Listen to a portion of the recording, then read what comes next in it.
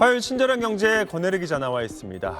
권 기자, 비트코인 소식이네요. 네. 비트코인이 우리 거래 시장에서 사상 처음으로 한 개에 1억 원을 돌파했다고요?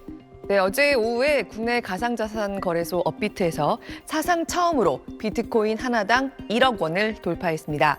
빗썸 거래 가격도 잇따라 1억 원을 찍었습니다. 지금도 1억 30만 원 정도에 거래되고 있는데요. 한국 가격이 국제 시세보다 더 비쌉니다. 국제 시세도 요즘 연일 계속 다시 쓰고 있긴 하지만요. 국내 거래소에서의 비트코인이 개당 500~600만 원 정도 더 비쌉니다. 이른바 한국 프리미엄. 투자자들이 많이 쓰는 표현으로 김치 프리미엄이 5에서 7%가량 붙어 있습니다. 김치 프리미엄은 비트코인 같은 가상자산이 해외보다 우리나라에서 더 비싸게 거래되는 모습을 뜻하는 말입니다. 지금 우리 법이 가상자산 거래에 대해서 여러 가지 제약을 걸어놨기 때문에 국경을 기준으로 이렇게 가격차가 벌어질 수 있습니다.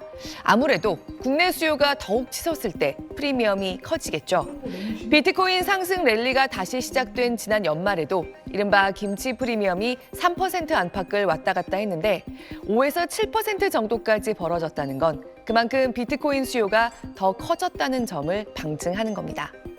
네, 비트코인 상승세가 이렇게까지 이어지고 있는 건 왜 그런 건가요? 네, 뉴스에서 특히 지난 1월에 많이 들으셨을 겁니다. 친절한 경제에서도 좀 말씀을 드렸었는데 미국에서 비트코인 현물 ETF가 거래되기 시작한 점을 꼽습니다. 네, 정확히는 달러 가치가 하락할 걸로 예상되는 시기와 이 현물 ETF의 승인이 맞물렸습니다. 미국 시장 비트코인 현물 ETF 승인의 의미를 딱 두 마디로 축약하자면요. 1번. 미국 자본시장에서 비트코인을 제도권 안의 자산으로 사실상 인정했다. 2번, 미국의 자산 운용사들이 비트코인을 실제로 사서 가지고 있어야 시장에 내놓을 수 있는 투자 상품이 생겼다는 걸 뜻합니다. 비트코인에 대한 수요가 커질 거란 기대가 생긴 거죠. 이 현물 ETF 상품들이 출시된 지 2달 동안 지금까지 100억 달러, 우리 돈으로 13조 원 정도의 자금이 순유입된 걸로 추정됩니다. 지금 비트코인은 금과 함께 오르고 있는데요. 사실 금도 지금의 가격에 오기까지는 장기적인 요인 중에 하나로 금 현물 ETF가 2004년 말에 출시된 걸 꼽습니다. 그 이후로 지금 표에서 보시는 것처럼 금 수요가 장기 상승세를 타기 시작했다는 거죠. 다만 이 새로운 투자 상품이 금리 인하가 기대되는 시기에 나왔다는 점도 중요합니다. 미국이 올해 6월 정도까진 금리를 인하하게 될 거란 신호가 계속 나오면서 달러의 가치가 장기적으로 지금보다 떨어질 거란 전망이 크고요. 그리고 미국 정부가 올해만 1,200조 원 가까이, 그러니까 우리나라 연간 예산의 2배 정도 되는 돈을 정부가 낸 빚에 대한 이자로 지불해야 할 거란 추산이 나올 정도로요. 미국 정부 부채 규모가 너무 크다는 점도 계속 지적됩니다.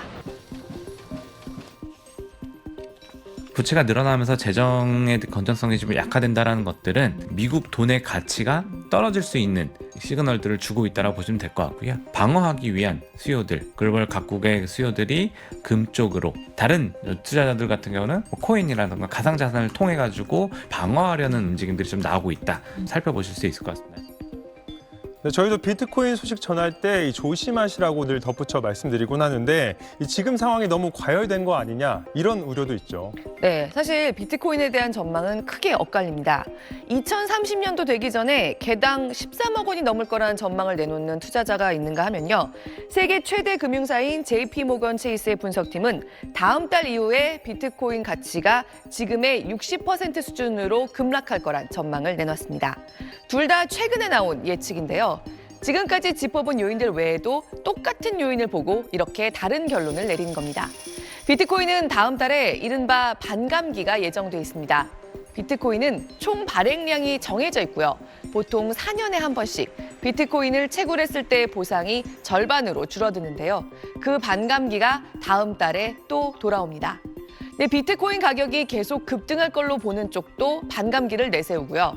급락할 걸로 보는 쪽도 반감기에 대한 기대는 이미 지금 가격에 다 반영된 거다. 정작 반감기가 지나면 많은 사람들이 털고 떠날 거다고 보는 겁니다. 사실 비트코인은 2년여 만에 전고점을 처음 돌파한 지난 6일에도 기록을 세우자마자 무려 14% 급락했다가 다시 올랐고요. 비슷한 모습이 이후로도 반복되고 있습니다. 비트코인의 추세를 앞으로 어떻게 보든지 간에 확실한 건 변동성이 정말 크다. 그래서 무디스 같은 신용평가사도 가상자산 시장은 앞으로도 변동성이 정말 매우 클 거라면서 신중해야 한다고 조언하고 있습니다. 네, 참 예측이 어려운 비트코인입니다. 잘 들었습니다. 지난 2020년 하반기 코로나 대응에 각국이 금리를 앞다퉈 낮추자 풀린 돈이 가상자산으로 대거 유입되면서 비트코인도 전성기를 맞았습니다. 3년여 만에 당시 가격을 뛰어넘은 건 지난 1월 미국 증권거래소의 비트코인 현물 ETF 승인이 결정적 계기가 됐습니다. 거래 시작 뒤 비트코인 현물 ETF에는 지금까지 73억 5천만 달러, 우리 돈 10조 원이 순유입됐습니다. 출시 이후에 일평균 한 3,500개의 비트코인이 ETF 유입이 되는데 하루 채굴량 같은 경우에는 한 900개 수준입니다. 약 4배 정도 수준의 수급 차이가 난다고 볼 수 있습니다. 이런 가운데 4년마다 비트코인 채굴량이 줄어드는 반감기가 다음 달입니다. 수요는 급증했는데 공급은 더 위축될 일만 남다 보니 과거 3차례 반감기 때보다 더 오를 거란 예측이 추가로 상승을 부추겼습니다. 미국 금리 인하 기대감까지 겹쳐 당분간 오름세가 지속될 거라는 낙관론과 거품이 가도에 반감기가 끝나는 4월 이후 조정이 클 거라는 신중론이 맞섭니다. 실제로 비트코인은 최고가를 찍은 후 14% 급락하며 여전히 큰 변동성을 보여줬습니다. 특히 우리 거래소에서 비트코인은 한때 9,700만 원까지 치솟으며 주요 가상자산의 해외와 국내 가격 차, 이른바 김치 프리미엄은 최대 7% 수준까지 벌어졌습니다.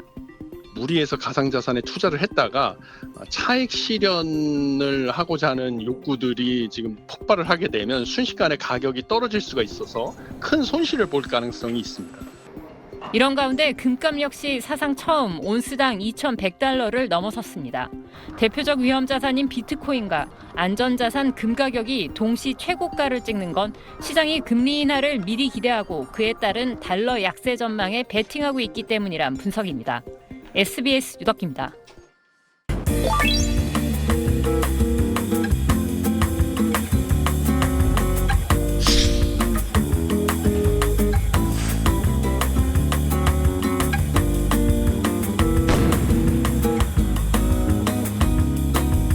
지정학적인 리스크가 높고 그다음에 신용 리스크가 높고 경기 둔화 같은 이런 상황에다가 이제 금리 인하 기대가 높아질 때 보통 오르는 속성이 있는데 현재 상황에 딱 그 수요를 충족시키는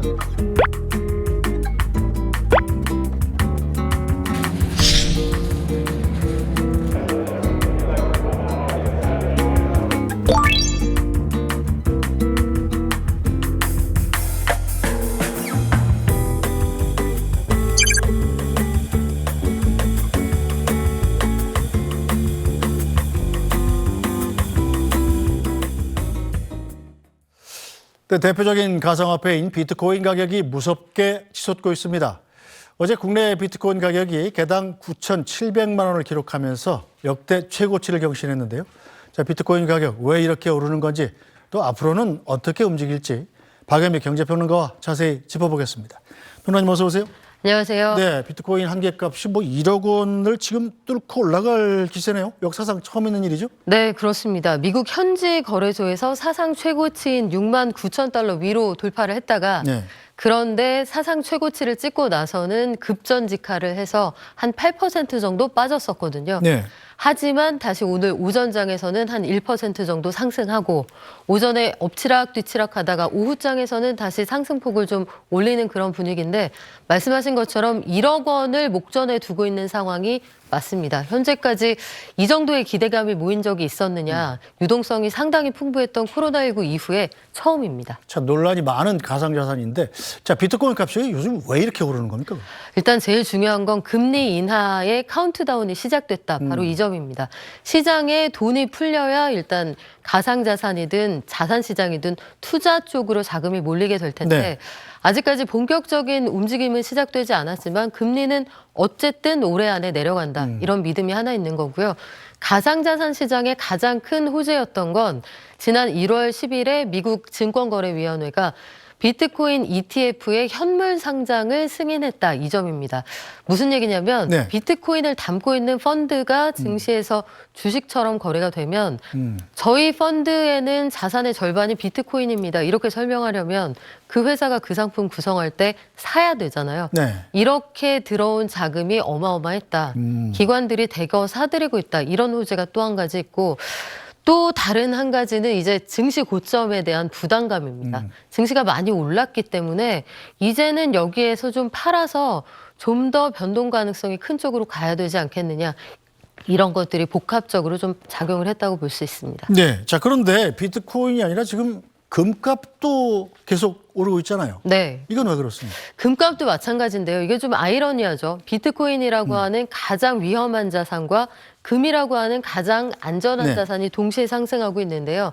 지금 그래픽 보여드리는 것처럼 저게 그램당 가격입니다.